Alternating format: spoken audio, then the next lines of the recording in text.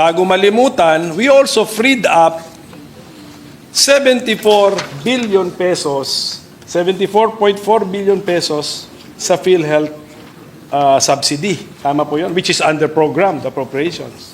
Tama po? Yes, Mr. President. Why did we have to do that, Mr. President? Sa dami na ng... hindi pa tayo makakame up ng total amount of the fiscal space which we have freed up sa program appropriations because hindi natin alam yung how much of the 373 billion of new items under unprogrammed appropriations came from program. Hindi pa natin alam eh. But we will add to that the MPBF, we add to that the PGF na mga freed amounts plus the 74 of the PhilHealth.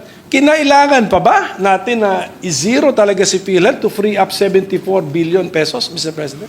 I know, Mr. President, that's also the question of many. And I've thought about this long and hard. And there's no denying that PhilHealth has a savings amount of 600 billion, Mr. President. And that's also the reason why initially the administration thought of it as a way also to augment certain short fundings that we had, for example, for health workers, etc. Hindi natin maintindihan ba't hindi nila ginagamit yung pera na nandun na meron sila na nakaimbak sa isang, ewan ko kung anong klaseng account yan, savings account, na ang kinikita ay mas mababa pa kesa sa inflation. Mr. President, hindi pwedeng sisihin na nagkulang tayo sa pagbibigay sa kanila. Kasi nga ang dami ngang pera na nandyan. Hindi nila pinamimigay ang pera dun sa mga nangangailangan at tinuturuan din natin sila ng leksyon. Kung bigay ka ng bigay, nandun lang yung pera, hindi naman nagagamit. Paano naman yung mga ibang programa rin ng gobyerno na nangangailangan din ng funding? Yun nga yung sinasabi ko, pag meron kang, syempre, di ba, sinasabi natin, 5 yung anak mo, lahat yan kailangan pantay-pantay na mabigyan mo. Totoo yun. Pero sa lahat sa kanila, tinitignan mo rin kung sino may pangangailangan at sino naman ang may kakayanan na itayo rin ang kanyang sarili. Yun din ang sinasabi natin, it's a leadership problem also in PhilHealth and it's a disbursement problem.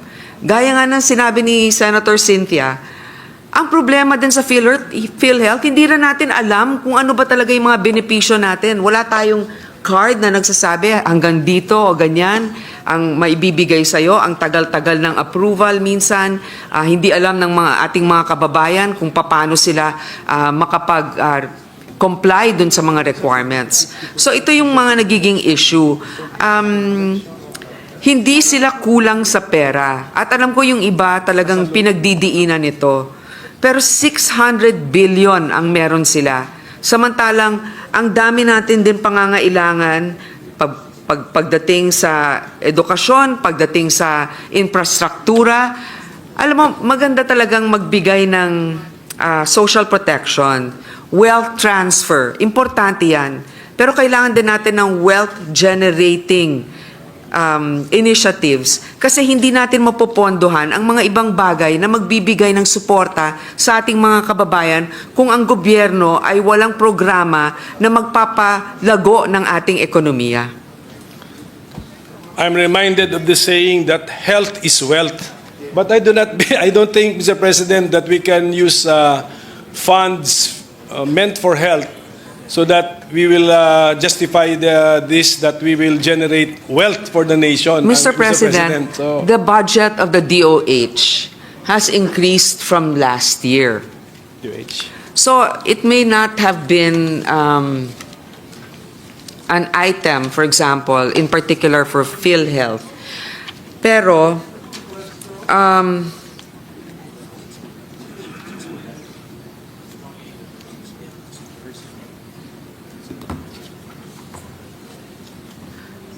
meron naman pong increase na nangyari dito sa DOH from 241 billion 602 in 2024 yung BICAM natin nasa 247,923. So we are, of course, health is wealth. That's very important. But also, health, the financial situation of our country, the economy, and wealth-generating initiatives are important so that we can support social protection initiatives such as the health sector. Sige, mag-digress po tayo muna sa health sector. Pero napansin ko po na ang ating final amount sa Department of Health is 247.9 billion pesos sa BICAM report. Mas mababa by 25.7 billion pesos from the GAB, 273.7 billion pesos. So, binawasan pa rin natin ang DOH. And then, ang ating ang ating pampalubag loob lang ay yung level, nung binawasan na, yung ending amount is still higher than the 2024 GAE amount? Yes, Mr. President. But why did we reduce it, Mr. President, by 25.7 billion pesos, which is a very significant amount also, Mr. President? Well, Mr. President, there are certain agencies that we also supported. Like, for example, the Department of Agrarian Reform, we had given them an increase for their budget. We also had given the state universities and colleges an increase in their budget. The DICT, we've also given them an increase. The Department of National Defense also has an increase. So, Mr. President, if possible, we would like to increase all. But then also because of the substantial budget allocation of other departments, we also made sure that departments that are also crucial have a respectable amount that they can operate with. So, pwede ba nating masabi na itong 74.4 billion pesos ng PhilHealth na ziniro natin ay binigay sa ibang mga ahensya ng gobyerno na sa tingin natin ng ating committee na mas nangangailangan o mas deserving ng amount, at masasabi ba natin na hindi directly health-related yung napuntahan ng 74.4 billion pesos na yon? Mr. President? Mr. President, hindi sa masasabi nating more deserving, more in need, perhaps. Yes. And then also, yes, I think I know where your next question will lead to. But yes, I think transparently you can look that if you look at the increase in some appropriations, they're not health related. Yes, they're not health related. Ngayon, Mr. President, ang problema kasi yung timing din ng pagbaba natin eh. We want to teach them a lesson, pero 74.4 billion pesos tatanggalin natin, isi-zero natin. Pero hindi ba natin alam na pinasa natin dito sa chamber natin yung panukala na pababain ng premium rates. Nababa natin eh. At the same time, inutusan natin sila to increase their compensation packages, which ginawa nila. Tapos hindi lang dagdagan pa, may konsulta, etc. So, ang nangyayari po, Mr. President, we are being conservative with PhilHealth by reducing the subsidy by 74.4 billion pesos at a time when when PhilHealth has now committed to be more proactive, aggressive, and then we are returning some benefits to the direct contributors by lowering the contribution rate, Mr. President. Ganyan ang nangyari. So, parang hindi makatwiran yung makatwiran yung 74.4 billion pesos reduction, wrong timing pa. Now that kung ano yung itinuturo natin sa PhilHealth, pinipressure natin sila, gagawin na nila, Tapos ngayon, parang pipilayan natin sila para magawa nila yung sinasabi nating gawin nila, Mr. President. Mr. President, unang-una, hindi ako naniniwala na mapipilayan sila. Kasi nga may pagkukunan pa rin silang 600 bilyon. So sabihin na natin, 70 billion ang hindi na nalaan sa kanila ngayon sa budget. Meron naman silang pagkukunan na 600 bilyon. Ngayon, sa susunod na taon, kung talagang tinupad nila ang kanilang pangako na number 1, mas iigihan nila ang pagbigay ng suporta sa mga may sakit na nangangailangan. Pangalawa, na-implement na yung batas. Ewan ko kung napasa na ba yung batas na yon na bababaan yung premium at hindi na dapat kasama sa batas yung pag-increase ng premium na yon. At saka natin masasabi na o sige, sa susunod na taon, 2026 budget, pwede na nating punuan muli sapagkat nagagamit na nila yung kanilang reserba. Nakalimutan ko nga i-mention na pinush ko nga sila na magkaroon ng dental services at ngayon nababasa natin that they are also offering dental services, Mr. President. Exactly, Mr. President. I think this can be evaluated. For example, you have a child who has committed something, you're teaching your child a lesson, hindi naman porket na nag-reform na kaagad, ay ibibigay mo na muli. Kailangan mo nang patunayan rin na masusustain ito, magagawa niya talaga ng tuloy-tuloy. Kaya nga, dito, uulitin ko, at alam ko marami rin ng magtataka dito, no? Pero 600 billion, may pera kang ganon. May mga ibang programa ng gobyerno na pwede ring pondohan at hindi naman maghihirap ang PhilHealth dahil meron silang pagkukunan para bayaran. Ang problema nga nila noon, hindi nila ginagawa yon. Kaya ngayon, salamat sa inisyatibo nga, sinabi nga natin yung ating minority leader, sinabi, dapat meron kayong dental benefits o gagawin daw nila o ginagawa na nila. O ngayon, may batas pero hindi ko alam, parang hindi pa yata napapasa na hindi muna itataas ang premium, 'di ba? Hindi pa yan batas. 'Di ba? Iamyenda pa lang natin 'yan. Hindi pa yan nangyayari. So sa ngayon, ang dami nagrereklamo na ang taas ng premium ng PhilHealth tumataas, pero ang benepisyo nila hindi pa rin ganyan. Kaya meron pa rin silang nakokolektang premium na mas mataas. Ang ating problema sa PhilHealth subsidy kasi, Mr. President, is yung formula is provided by law. Yan po, that is the long and short of it.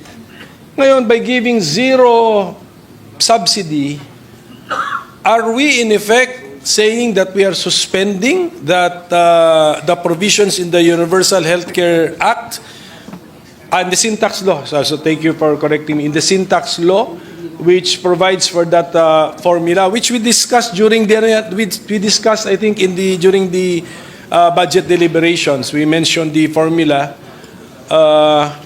So is that what we're doing? Number one, kasi when you give a government agency zero budget, talagang number one ang message doon punishment mo yan. Okay. And then but number two, merong rito na there is a formula and the formula yields I think around 74.4 billion pesos ang paggamitin yung formula, hindi pala 73, I will correct myself. 53.13 billion pesos ang may-yield nung formula, Mr. President, around that amount. So, is it also our message that we are suspending the formula found under the syntax law? Mr. President, we are not suspending the implementation of a law. What we are saying is that at the moment it is an unfunded program or law of the government. You know, we have more than 1 trillion pesos of unfunded laws in the country. Maraming mga batas pero nagkukulang ang pondo para dito. Ngayon, the GAA in itself is also a law. I understand the Senate minority leaders mentioned, but this is earmarked ito, so dapat doon talaga napupunta. Pero yung BIR, for example, has also that earmark na they are able to harness or benefit from 1% of their total collections. But because they haven't really reached a certain utilization, the government has not given them that 1% supposedly that would go to them. So, Mr. President, this is not, sadly, the reality is this is not uncommon. And the GA itself is a law. We have a discretion also to look at the macro picture of a particular time in our society and economy and to see what fiscal space we have. Thank you for that, Mr. President. But unfortunately, I think when we apply the formula for what is to be remitted to PhilHealth under the UHCA, this is based on actual revenues or collections. So wala pong reason na masabi nating it will be an unfunded mandate kasi if the collection is zero, percentage of zero is zero, pero may collection eh. So we have to, if the sponsor will allow me to read para the provisions. No? Ano ba dapat ang binibigay sa PhilHealth? Utos ng Universal Healthcare Act. Revenues from excise tax on sugar-sweetened beverages. 50% of total revenue shall be allocated, may word pa na exclusively, to PhilHealth, 80% nito. 80% of the 50%, tama? To PhilHealth, okay. Revenues from excise tax on alcohol products, 50% of total revenue shall be allocated exclusively to PhilHealth, to the tune of 80% of that 50%. Revenues from excise tax on tobacco products. 50% of total excise tax collection from tobacco products shall be exclusively allocated to PhilHealth to the tune of 80% of that 50%. And then revenues from excise tax on heated tobacco products and vapor products, from the total revenues, PhilHealth must be given 80% for the implementation of the Universal Healthcare Act. And then, sa pagkakaintindi ko, ito na yon. That is why umabot tayo sa 74.43 billion sa NEP because health insurance coverage under sin tax law amounting to 53.13 billion pesos to be used for health insurance premiums of indirect contributors. Plus, inad doon yung 21.17 billion pesos benefit package improvement under the Universal Healthcare Law, plus a smaller amount of 127.5 million pesos special purpose insurance, million lang po yun, 127.5 million pesos special purpose insurance coverage for the health insurance premiums of the beneficiaries under Pamana program.